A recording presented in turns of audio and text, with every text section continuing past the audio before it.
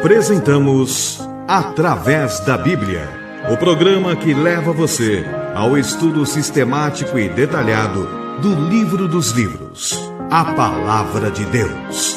Estes estudos são de autoria do Dr. J. Vernon Magui e apresentados pelo pastor e professor Itamir Neves.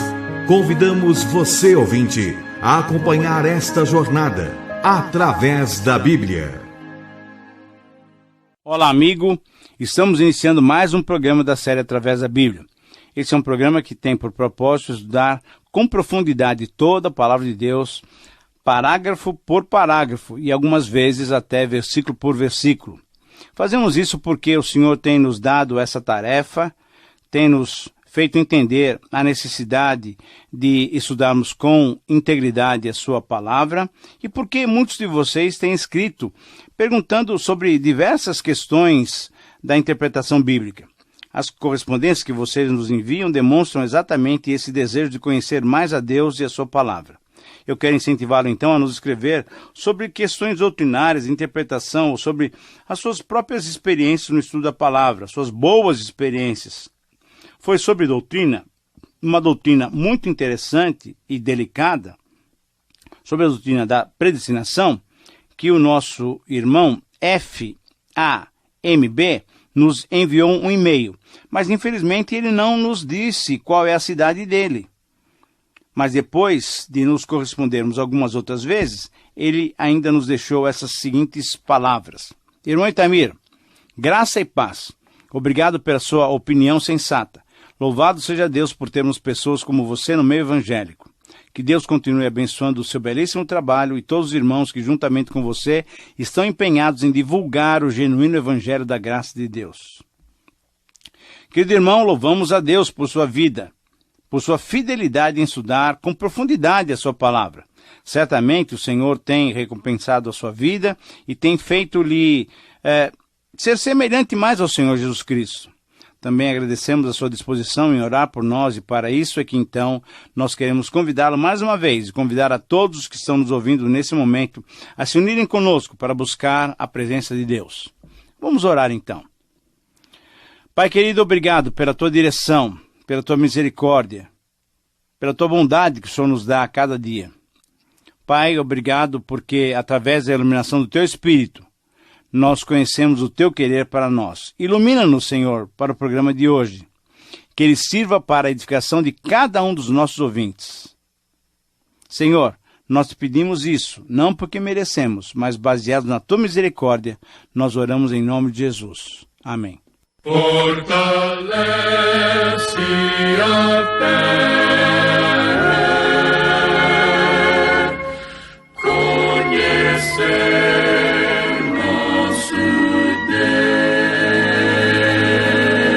Querido amigo, hoje nós temos diante de nós o capítulo 6 do livro de Levítico com seus 30 versículos. São 30 versículos. Como dissemos nos primeiros programas, esse capítulo faz parte ainda da primeira porção do livro de Levítico, que trata das leis sobre os sacrifícios e ofertas. Essa primeira porção vai do capítulo 1 até o capítulo 7 do livro de Levítico, que nós vamos estudar no próximo programa. No texto do capítulo 6, encontramos a sequência das orientações sobre a oferta pela culpa e a restituição de 1/5 ou um acréscimo de 20% no caso da violação de direitos de propriedade por meio até de uma fraude ou do engano. O texto 6, 1 a 7, é uma sequência do estudo passado que mostrava que a oferta pela culpa deveria ser de um carneiro sem defeito para qualquer israelita que buscasse o perdão. Qualquer um que cometesse esse tipo de pecado deveria buscar o perdão através do oferecimento de um carneiro. Muito bem, algumas observações. Então, primeira, sobre o pecado contra o direito de propriedade, nesses versos 1 a 7 do capítulo 6 de Levítico. Nós devemos fazer algumas observações. Esse pecado, como todos os outros, era uma ofensa contra o Senhor, pois Deus é o doador e protetor dos bens de qualquer pessoa. Segundo, esse pecado referia-se a questões de relacionamento comercial, financeiro, e envolviam fraude em relação a um depósito feito em penhor. Envolvia um roubo Envolvia o uso de extorsão ou ainda a negação sob falso juramento de se ter achado alguma coisa que fora perdida pelo seu próximo, isso é, um patrício israelita da mesma família de fé. Não poderia agir com esse tipo de desonestidade. Terceira observação, por esse pecado, deveria ser restituído o mal causado com um acréscimo de 20% a mais. Devolver-se-ia aquilo que tinha sido defraudado, roubado, e além disso, mais 20%. Esse pecado, mesmo que involuntário, deveria ser apagado através do sacrifício de um carneiro sem defeito. Quinta observação, o animal substituto deveria ser entregue ao sacerdote que o imolaria diante do Senhor para a obtenção do perdão. Sexto, por esse pecado a pessoa era considerada culpada, transgressora diante de Deus, conforme nós vemos no versículo 7. E uma sétima observação, essa ofensa diante dos padrões de santidade tornava a pessoa culpada porque no íntimo, quase que certamente, havia na verdade um sentimento de cobiça, de inveja, dando a ideia de uma apropriação ilícita, e tal comportamento era indevido a um membro do povo que deveria ser santo, pois o seu Deus é santo também. Querido amigo, comportamentos semelhantes, infelizmente, ainda hoje são vistos entre muitos cristãos. Infelizmente, pessoas que se dizem religiosas parecem totalmente inconscientes da existência das preocupações éticas nos seus relacionamentos sociais, comerciais, financeiros. O ensino do Novo Testamento destaca que o procedimento cristão deve ser honrado, honesto, verdadeiro, amoroso, exemplar. Mas, infelizmente, muitos cristãos se esquecem dessas recomendações no seu dia a dia e só se lembram delas no domingo, quando estão então reunidos na comunidade dos santos. É uma tristeza, mas essa é a realidade. Agora, uma pergunta bem pessoal, e você? Como é que você tem se comportado?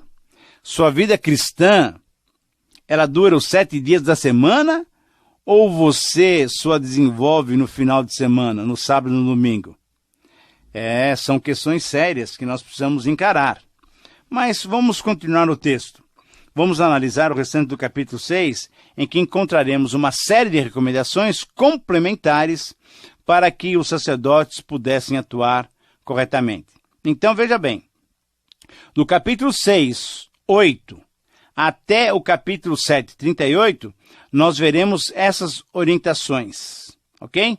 Então, embora tenhamos já estudado nos capítulos anteriores vários detalhes dessas ofertas, nesse capítulo 6 e no capítulo 7, como nós mencionamos agora há pouco, nós vamos ver o restante dessas orientações. Elas, na verdade, são condensadas nessa porção do livro de Levítico, pois no próprio texto original hebraico, elas aparecem como uma unidade distinta, constituindo-se como um manual até técnico de procedimento sacrificial direcionado ao sacerdócio de Arão e os seus filhos. Isso está muito claro no versículo 8. Segunda observação, nesse parágrafo de 6, 8 a 13, encontramos então informações adicionais sobre o sacrifício do holocausto, que deveriam orientar sobre a maneira, a necessidade de se manter o fogo aceso sobre o altar, sobre a vestimenta adequada dos sacerdotes e também sobre a remoção das cinzas. Terceira observação importantíssima, são pequenos detalhes, mas que você vai ver tem um grande significado. Sobre o fogo que deveria ficar continuamente aceso, além de mostrar que o fogo que for acendido pela primeira vez por Deus, conforme o capítulo 9, versículo 24, esse fogo não deveria ser apagado, nem ser aceso, por qualquer ser humano. Nós vamos ver, por exemplo, lá no capítulo 10, o pecado de Nadab e Abiú.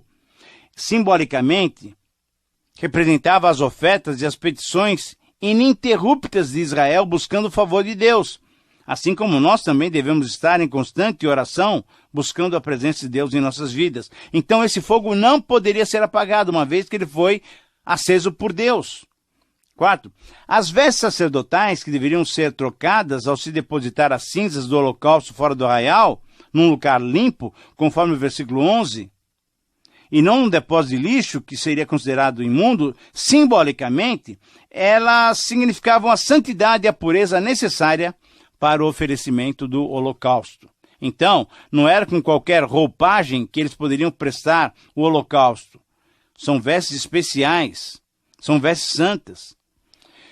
Quinta observação, as ofertas contínuas que se ofereciam 2 vezes por dia, sem falta, simbolicamente, elas expressavam uma total dedicação de Israel a Deus. Como você deve se lembrar, o holocausto significava a total, realmente completa dedicação do ofertante a Deus. Nessa completa dedicação, buscava-se manter a comunhão com Deus puro e santo.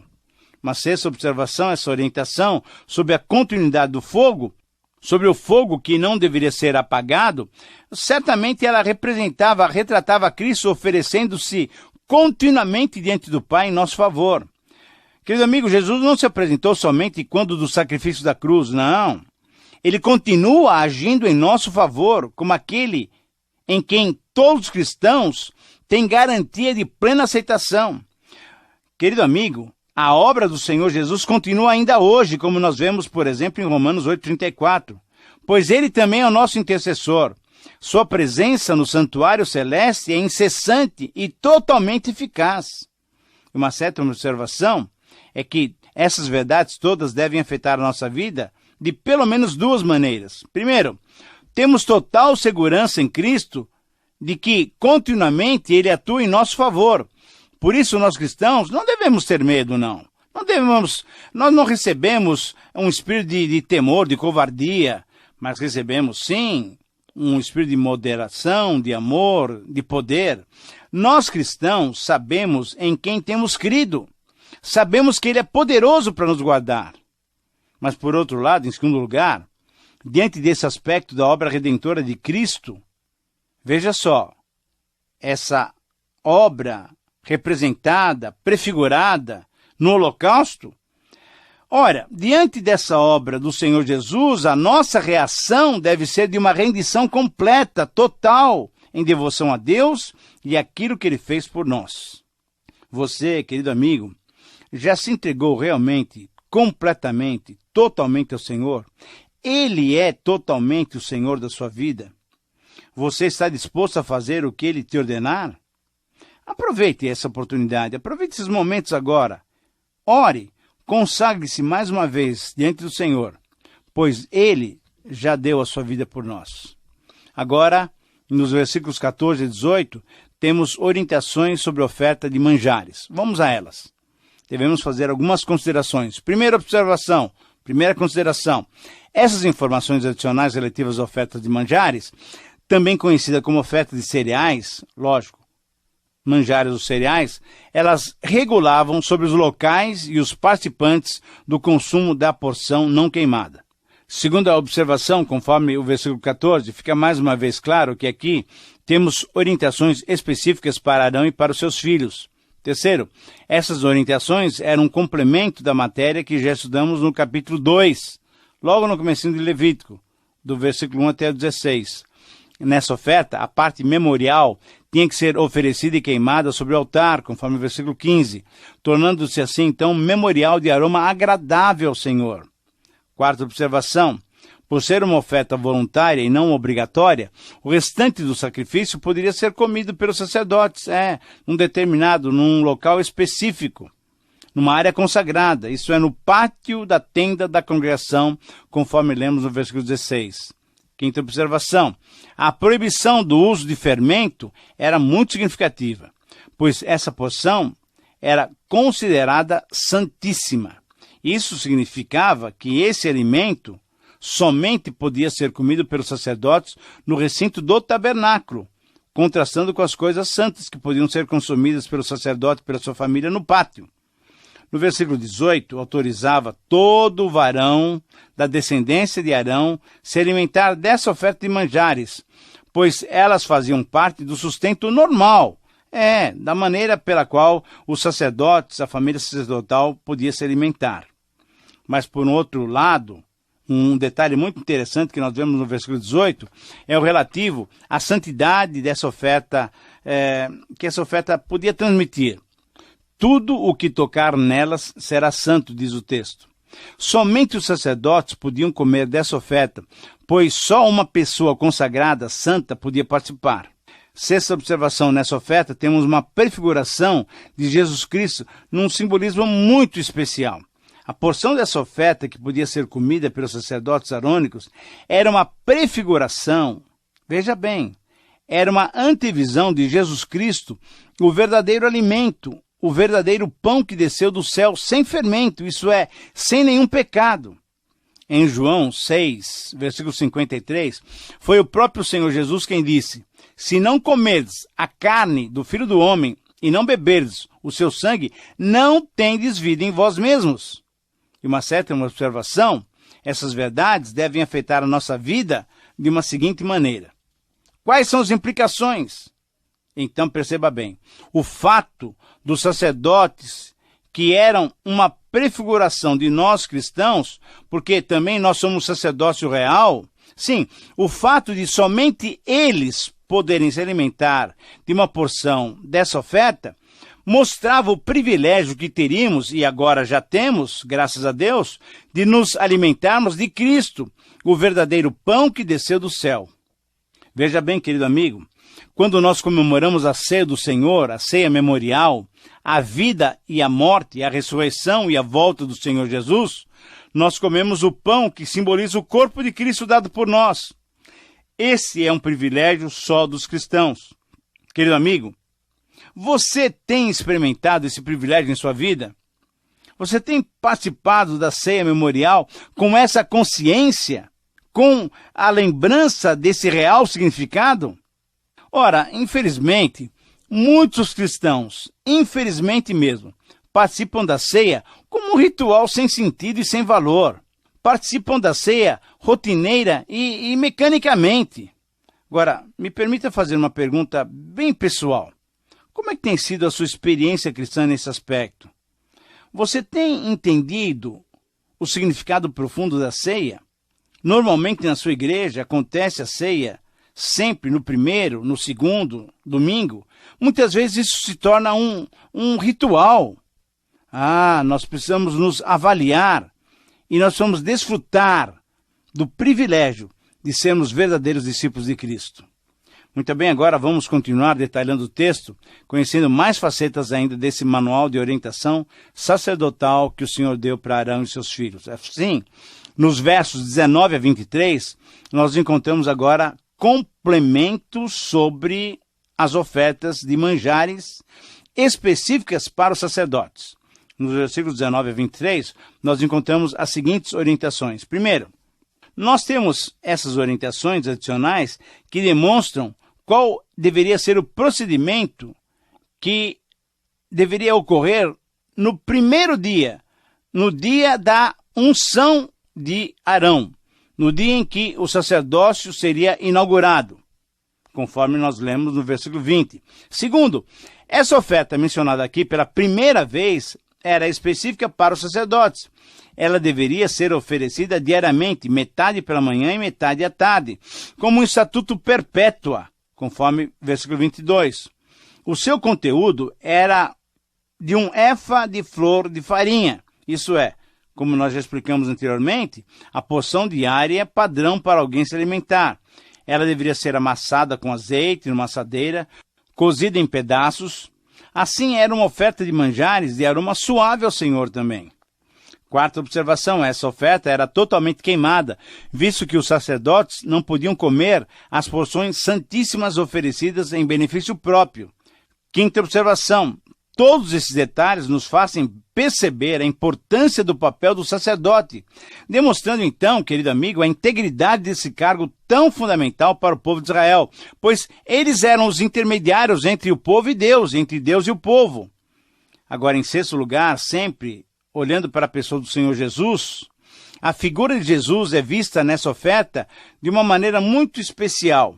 Em contraste ao procedimento que os sacerdotes deveriam ter, fazendo essa oferta diariamente, a Bíblia nos afirma que seria conveniente para nós um sumo sacerdote, e nós já vimos esse texto, santo, inculpável, sem mácula, separado dos pecadores, feito mais alto que os céus, que não tivesse necessidade, como os outros sumos sacerdotes, de oferecer todos os dias sacrifícios.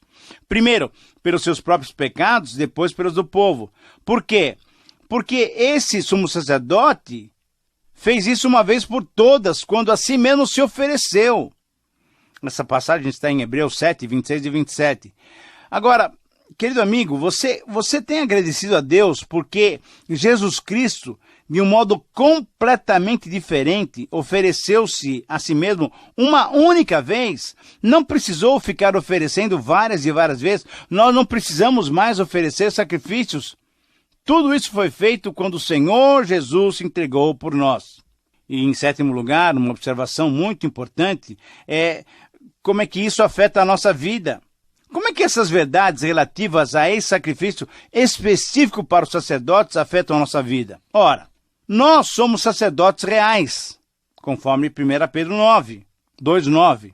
Se somos sacerdotes reais, temos que nos esvaziar de toda a nossa presunção, de toda a nossa arrogância, supondo que por termos essa posição especial, podemos estar acima da lei. Atitude essa que se tornou até uma prática vista posteriormente durante a história de Israel, quando os sacerdotes, em vez de serem uma bênção para o povo, na verdade, eles o desviaram dos caminhos do Senhor, conforme nós vamos estudar lá em Malaquias 2, 1-9. Esse não é o caminho do Senhor para nós. Nós temos que lembrar que a familiaridade com as atividades sagradas não nos concede o direito de desprezá-las, de desenvolvê-las rotineiramente. Não, eu e você, querido amigo, devemos encarar como um privilégio somente dos cristãos. É um privilégio servirmos aquele que nos comprou com seu próprio sangue e nos capacita a servir com o seu amor através do seu Espírito Santo que foi derramado em nossos corações, conforme lemos lá em Romanos 5, capítulo 5, versículo 5. Agora, você tem servido dessa maneira o Senhor? É lógico que muitas práticas que nos traziam certas dificuldades, certos temores e apreensões, passado algum tempo, isso é lógico, elas se tornam mais comuns e mais fáceis de serem desenvolvidas. Mas é exatamente aqui que está o perigo. Quando desenvolvemos essas práticas ministeriais, devemos sempre buscar a capacitação e a completa dependência do Senhor. Minha oração é que você sempre sirva com integridade, com pureza de coração. Que você, ao ministrar, baseie-se não nas suas forças, na sua inteligência, na sua capacidade, mas simplesmente baseie-se na suficiência que Ele nos dá. Finalmente, chegando ao final do nosso programa, dos versículos 24 a 30, nós encontramos mais algumas observações agora sobre a oferta pelo pecado. Primeiro, essas orientações são complementares. Vamos ver então regulamentações sobre os sacerdotes que poderiam comer ou não dessas ofertas. Segunda, nos versos 24, 26 e 29, as ofertas pelo pecado cujo sangue não tinha sido levado para o interior do tabernáculo podiam ser consumidas pelo sacerdote oficiante e pelos seus filhos no local adequado, isso é, no pátio. Terceira, a santidade da carne da oferta pelo pecado era tal que tudo que tocasse nela seria considerado santo, ou teria que ser purificado, ou então deveria ser destruído. Veja só, os vasos de bronze que não retinham nada da oferta poderiam ser e deveriam ser totalmente lavados. Mas os vasos de barro que retinham minúsculas partículas do alimento tinham que ser quebrados. Quarta observação. Conforme o versículo 30, as ofertas pelo pecado cujo sangue tinham sido levado para o interior do tabernáculo não podiam ser comidas e deveriam ser totalmente queimadas. Na quinta observação ainda, é importantíssimo entendermos que o animal ofertado pelo sacrifício deveria ser morto no mesmo local em que era morto o animal oferecido no holocausto.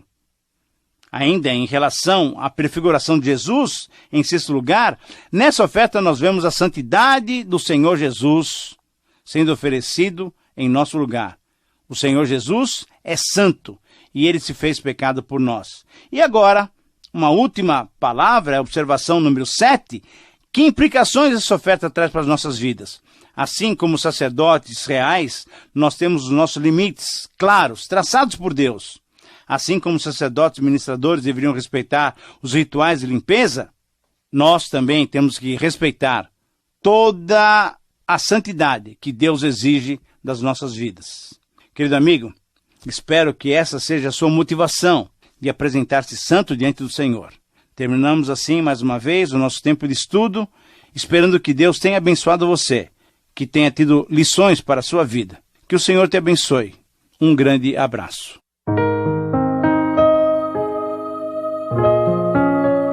Terminamos mais uma apresentação do programa Através da Bíblia. Esperamos que você nos escreva, dando a sua opinião sobre o que ouviu. O nosso endereço é Caixa Postal 18.300, CEP 046-26970, São Paulo, capital. Ou pelo e-mail atravesdabiblia@transmundial.com.br. Este programa foi produzido nos estúdios da Transmundial.